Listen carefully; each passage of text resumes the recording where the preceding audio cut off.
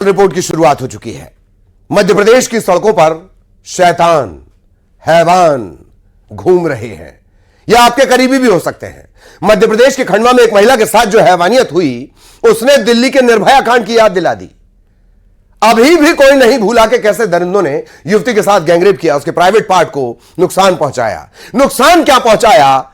जल्लाद जैसी हरकतें की और कुछ ही समय में पीड़िता की मौत हो गई थी। ऐसा ही कुछ हुआ खंडवा में, जहां एक महिला के साथ गैंगरेप हुआ, उसके प्राइवेट पार्ट को नुकसान पहुंचाया गया।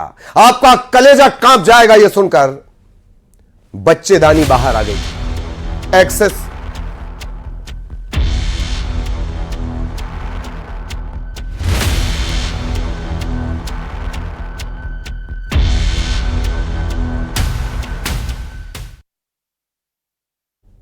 बच्चेदानी बाहर आ जाए और एक्सेसिव ब्लड से कोई मर जाए, कलेजा कांप जाएगा आपका।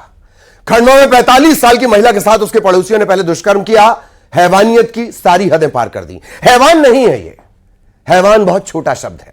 उसके प्राइवेट पार्ट को नुकसान पहुंचाया, उसकी मौत हो गई। देखिए।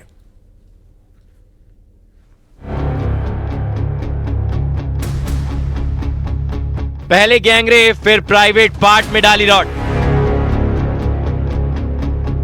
शैतानों ने हैवानियत की सभी हदें की पार। रोंगटे खड़े कर देगी एक घिनौनी वारदात। खंडवा में निर्भया कांड पार्ट 2।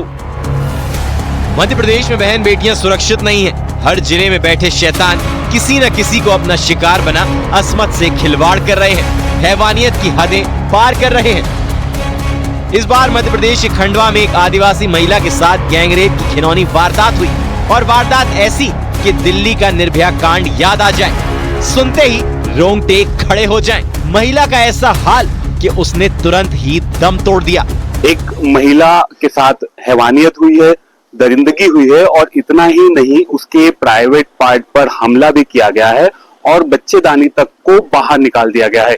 ये मामला सामने आने के बाद पूरा जो क्षेत्र है उस क्षेत्र में सनसनी फैल गई। पुलिस इस पूरे मामले की इन्वेस्टिगेशन में जुटी हुई है। आप इस वक्त देख सकते हैं कि खंडवा के मेडिकल कॉलेज सह जिला अस्पताल का पोस्टमार्टम रूम है और यहीं पर उस महिला का पोस्टमार्टम किया जाएगा। इधर पुलिस ने मामले में जांच तेज करते हुए 2 संदिग्ध को गिरफ्तार कर लिया है।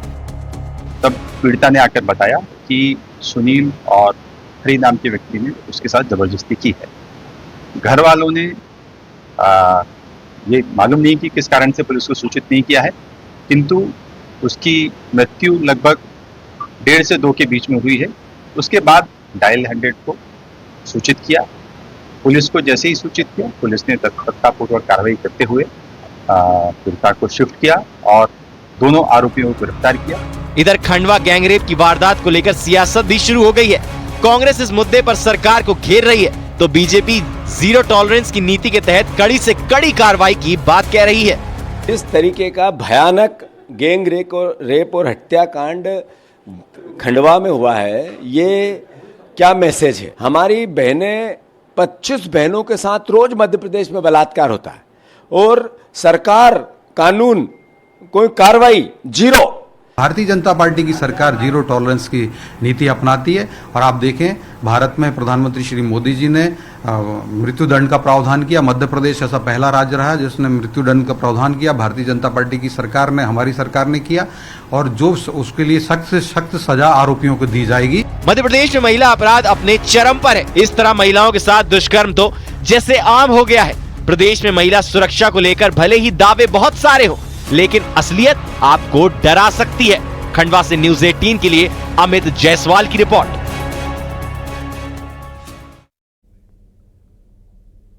पुलिस कह रही है पीएम रिपोर्ट के बाद मामले में किसी भी खुलासे की बात दावा कर रही है। मृतका के परिजनों का साफ कहना है कि महिला के प्राइवेट पार्ट में गंभीर चोटें थीं। क्या हुआ करके मेरे साथ गलत काम हुआ तो मेरी बीवी को बताया कि मेरी बीवी को बोला कि क्या हुआ, तो मेरी बीवी को बताया कैसे, तो मतलब उसका कपड़ा खोल के देखा, फिर उसने कि मन की ऐसा क्या है, बाहर निकल गया करते हैं। घाव थे क्या था? घाव तो कुछ बाहर निकल जैसा। सर क्या चाहते हो अभी? सर जी कड़ी से सजा मिलनी चाहिए सर जी। अच्छे से कार्रवाई कीजिए और उसको अच्छे से सजा मिलनी चाहिए सर जी।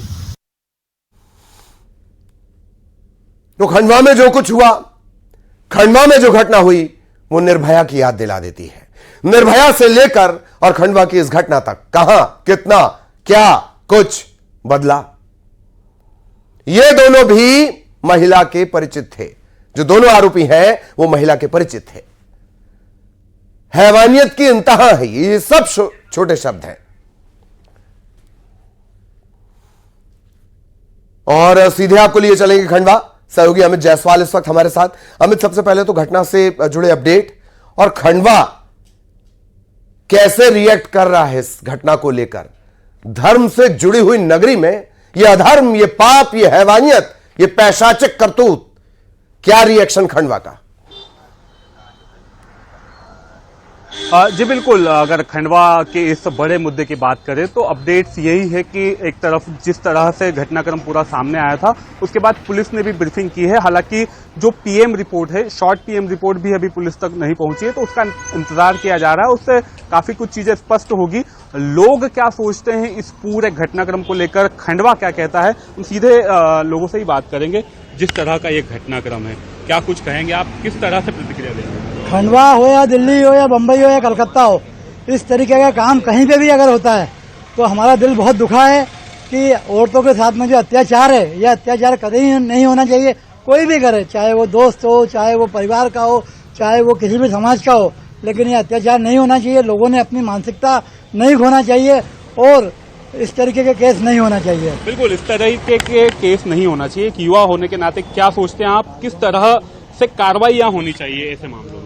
ऐसे मामले में मेरे हिसाब से तो मैं ये चाहता हूँ कि कम से कम जैसा लड़की के साथ जो बढ़ता हुआ है, जिस दरिंदगी से उनके साथ ऐसा काम किया है, उनको सजा भी उसी दरिंदगी से देना चाहिए। मेरे हिसाब से जैसे सऊदी अरब वगैरह में जैसे सजा होती है कि उनको खुलेआम लटका देते हैं कि 10 लोग और देखे कि इस बंदे ने ऐसा काम करा है, वैसा कुछ नया कानून आना चाहिए जिसमें मतलब लड़कियों को सुरक्षा मिल पाए, कहीं भी घूम सके, रात को भी बेरात भी घूम सके। ये तो दिन दहाड़े ऐसा हो रहा है, मतलब बहुत गलत चीज हो रही है। बिल्कुल, कुछ और लोग भी मेरे साथ हैं, उनसे जानना चाहेंगे। क्या आपको लगता है जब दुष्कर्म के मामले आते हैं, हैवानियत के, दरिंदगी के, ऐसे जो मानसिकता के लोग हैं उनके खिलाफ क्या होना चाहिए? उनके खिलाफ सख्त से सख्त कार्रवाई होना चाहिए और ऐसा कानून बनाना चाहिए जो उनको एक सबक मिल सके, दोबारा कोई कदम उठाने से पहले 10 बार सोचे। क्या लगता है आपको, क्यों इस तरह से चीजें हो रही है? क्या आदमी की मानसिकता हो गई है? क्या वजह क्या है? क्या वजह है? वजह क्या है, थोड़ी घर की पाबंदी करना चाहिए। जो चल रहा सोशल मीडिया का जमाना, थोड़ा घर में ताकीदी करना चाहिए, मोबाइलों पे देखना चाहिए।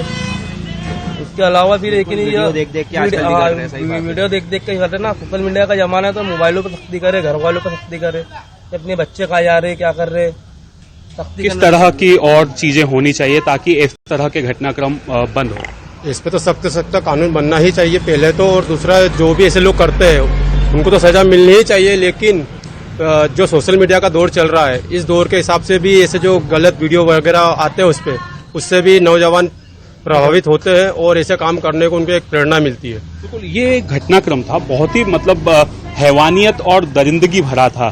तो क्यों इस तरह की चीजें हो जाती है? क्या ऐसा लग रहा है समाज में, क्या परिवर्तन? उसका सबसे ज्यादा कारण ये है कि लोग देखा देखी में ज्यादा इन्वॉल्व हो रहे हैं कि यार मेरे साथ ऐसा हुआ, वो लड़की के साथ में ऐसा घुमा, ये करा, वो करा। मतलब आजकल दिखावा, मतलब आप नॉर्मल लैंग्वेज में देखा जाए तो मतलब एक दूसरे को बताना कि वो लड़की मेरे साथ ऐसे घूम रही है, कि मेरे साथ ऐसा है, ये है, तो एक दूसरे को दिखावे के साथ। तो ललित जी, इस तरह की जो प्रतिक्रिया है वो खंडवा से सामने आ रही है, और जो ये मामला है, हर कोई इस मामले को लेकर जो है वो नाराज भी है, गुस्सा भी है। मैं आपको रोकना चाह रहा चाहता हूं। सीधे अब हम भोपाल लिए चलते हैं। भोपाल से सहयोगी रमाकांत और उनके साथ खास बात कि महिलाएं जुड़ी हुई हैं।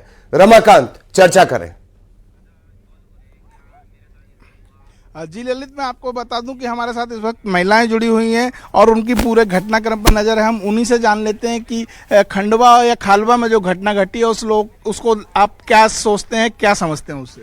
ये बहुत ही घिनौना कृत्य है इस प्रकार का।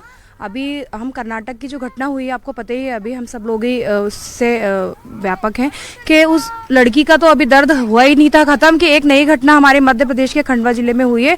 तो बहुत ही गलत है ये चीजें कि जिस प्रकार से उस लड़की के साथ दरिंदगी हुई है, तो हमें लगता है कि बहुत ज्यादा गलत है और उन लोगों आरोपियों को सजा मिलनी चाहिए, कड़ी से कड़ी आरोपियों को सजा मिलनी चाहिए। लेकिन जिस तरह से उन लोगों ने दरिंदगी की है महिला के साथ, उसके प्राइवेट पार्ट पर रॉड से हमला किया है, बच्चादानी बाहर निकाल दी गई है, क्या देखेंगे? खराब मानसिकता या कोई दुश्मनी निकालने की? ये है ना, विकृति मानसिकता के लोग हैं जो इस तरीके की विचारधारा के साथ में ऐसे कृत्य कर रहे हैं। ऐसे लोगों को कड़ी से कड़ी सजा देनी चाहिए और समाज में रहने का अधिकार भी नहीं है ऐसे लोगों को। और हम मातृशक्ति के अंदर बहुत रोष है कि हम रोज यही कुछ ना कुछ इस तरीके की घटनाएं सुन रहे हैं जो मतलब गले से नीचे नहीं उतर रही है हमारे। ये हो क्या रहा, हमारे समाज में क्या हो गया? वो कोई भी लोग हों, किसी भी धर्म के हो, लेकिन इस तरीके के कृत्य को बर्दाश्त न किया जाए। जहां भी हो रही है ये घटनाएं, वहां की सरकारों को भी इस पर कड़ा से कड़ा संज्ञान लेना चाहिए और संज्ञान में लेकर के इनको कड़ी सजा देनी चाहिए। ऐसा ही हम लोगों को मतलब हम चाहते हैं कि हमें महिलाओं को न्याय मिले। क्या ये सिर्फ समाज का या मानसिकता का खेल है या इसमें कहीं ना कहीं प्रदेश की कानून व्यवस्था भी बड़ी जिम्मेदार है? जी, कानून पता नहीं कानून कहाँ से हो रही है, कानून की व्यवस्था कुछ गड़बड़ चल रही है इस वजह से। जी, कानून व्यवस्था भी एक बड़ा मसला इसमें मानते हैं आप लोग? बिल्कुल बिल्कुल, कानून व्यवस्था है क्योंकि कहीं ना कहीं सरकारों ने कानून को अपने हाथ में लेकर के ढीला छोड़ रखा है। जो कानून व्यवस्था डगमगा रही है, इससे इस तरीके के कृत्य हो रहे हैं। हर प्रदेश में, हर राज्य में इस तरीके की घटनाएं को अंजाम दिया जा रहा है। अगर सरकार कड़क कदम उठाए तो इन पर क्या बोलते हैं, इन पर काबू पाया जा सकता है। देखिए, महिलाओं को साफ तौर पर कहना है कि ये कानून व्यवस्था का मसला है। समाज में या सोशल मीडिया के जरिए लोग इतने विभत्स नहीं हो सकते। जिस तरह की चीजें सामने आ रही हैं, हर रोज कहीं ना कहीं से ऐसे मामले सामने आ रहे हैं, क्या सोचते हैं आप लोग इस पर? मैं तो ये चाहती हूँ कि इसमें परिवार, व्यवस्था, समाज, सब लोगों को समस्या आती है क्योंकि महिला एक घर के अंदर भी रहती है और परेशानी होती है। आज उसके साथ जो हो रहा है ये कितनी बड़ी घटना है, ये शर्मसार करने वाली है। ऐसे व्यक्ति को फांसी की सजा ही होनी चाहिए। जिस तरह से दरिंदगी की गई उसमें क्या फांसी से कम तो कोई सजा नहीं? कोई नहीं, उनका जीने का कोई अधिकार नहीं है उनको। आज ही उनको, हमें तो ये लगता है कि अगर अब इस प्रकार की अगर हमारा पूरा प्रशासन अगर इस घटना पर पूरा संज्ञान ले, जैसे कि आपको पता है कि 2012 में जो निर्भया वाला कांड हुआ था, उसके बाद हमारे देश में पॉक्सो आया था, तो हमें ये लगता है कि अगर किसी भी महिला, चाहे वो बच्ची हो चाहे एडल्ट हो, कोई भी हो, अगर इस प्रकार का बलात्कार होता है, किसी महिला के साथ इस प्रकार के केस होते हैं, तो उनको कड़ी से कड़ी सजा मिलनी चाहिए। अभी तक आप भी देख रहे हैं कि हमारे यहाँ कोई सख्त कानून नहीं बना है। कहीं ना कहीं जैसे कर्नाटक वाले केस में देखो कि उन लोगों को जमानत मिल गई है ना, उसके बाद वो विक्ट्री साइन के साथ इतना बड़ा मतलब रैली निकालते हैं, मतलब वो अपने आप को कहीं ना कहीं जीत का मान रहे हैं कि हमने बलात्कार तो किया है लेकिन हम सही हैं। तो ये मानसिकता हमें बदलना पड़ेगी। अगर पूरी सरकार और सारा समाज हम लोग बहनों के साथ रहेगा तो हम सरकार को बिल्कुल बोल सकते हैं कि जो बलात्कार वाली घटना है उन पर सख्त कानून बनाओ और तुरंत वाले काम होना चाहिए। कि अगर आज किसी प्रकार की बहनों के साथ इस प्रकार का कानून तो कई हैं लेकिन उनका सख्ती से पालन नहीं होता। आपने भी देखा, सख्ती से पालन तो होता नहीं है, लेकिन आपने बताओ कि कोई कड़ा कानून बना है क्या? इसमें तुरंत सजा मिलती है क्या? बेचारी जो महिला जो प्रताड़ित होती है उसकी मतलब मानसिक स्थिति हम समझ सकते हैं, कहीं ना कहीं आप भी समझ सकते हो, क्योंकि सबके यहाँ बहन बेटियां रहती हैं, उन पर क्या झेलना पड़ता है, उनको क्या प्रताड़ना होती है। तो हम अगर तुरंत, हम चाहते हैं कि तुरंत होना चाहिए। हम ऐसा भी नहीं कह रहे कि कोई सही व्यक्ति को सजा मिले, लेकिन पूरी संज्ञानता से लेकर, पूरी जांच लेकर और बिल्कुल उनको तुरंत सजा मिलनी चाहिए। जी ललित, आपने सुना कि महिलाएं इस पूरे घटनाक्रम से कितनी गुस्से में है और कह रही हैं कि फांसी से कम आरोपियों को कुछ नहीं होना चाहिए अब। ठीक जी ललित, बिल्कुल। और एक बार फिर हम खंडवा लिए चलेंगे, वहीं से हमारी घटना जुड़ी हुई है। अमित, बहुत शॉर्ट में एक बार और क्विक रिएक्शन लोगों का। जी बिल्कुल, लोगों से ही सीधे बात करते हैं। कानून व्यवस्था कितनी इस पूरे मामले में अपना रोल अदा करती है? कानून व्यवस्था तो एक मायने में देखा जाए तो थोड़ी सी लाचार है जो अपने यहाँ जो कानून व्यवस्था है। फिर धीरे धीरे इसके ऊपर काम होना चाहिए, मतलब कहीं ना कहीं कानून तो थोड़े कानून पर काम होना चाहिए। आपको क्या लगता है सुधार कैसे आएगा?